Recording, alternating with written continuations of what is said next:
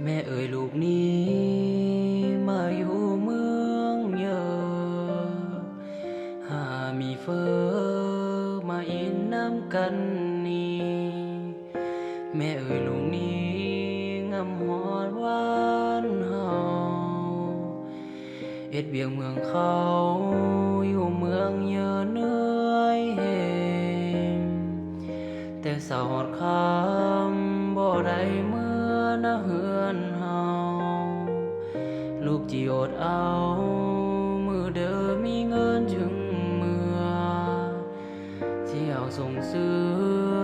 เมื่อตอนเธอเอาเอเนอโอ้แม้นเมื่อยซ้ำเด้อลูกก็จีอดเอางำฮอดบ้านเฮาปีนี้จังจีมือ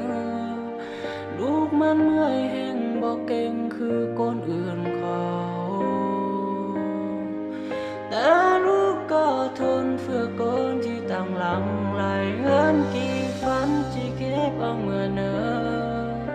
ลูกทุกข์ให้เป็นเลยอยากเฮอเอาเอสบายโอ้โห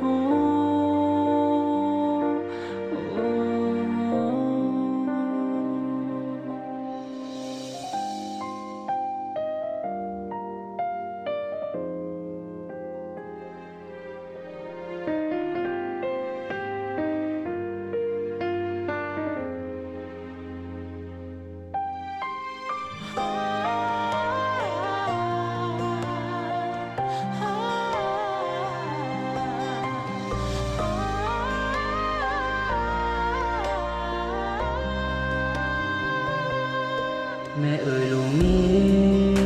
ลำหอดบ้านเฮาเอ็ดเวียงเมืองเขาอยู่เมืองเยอะเนื่อยแต่สาวหอดคำบ่ได้เมื่อนะเฮือนเฮาลูกสิอดเอามือเดินมีเงินจึงมือ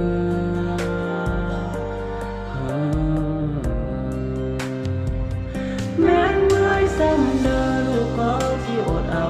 งำหัวบ้านเฮาปีนี้ก็จิมือลูกมันเหนื่อยแห้งบอกเก่งคือคนอื่นเขา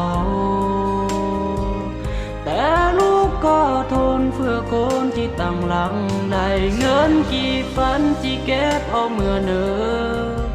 ลูกทุกข์หาเป็นเลยอยากเฮออเอสบาย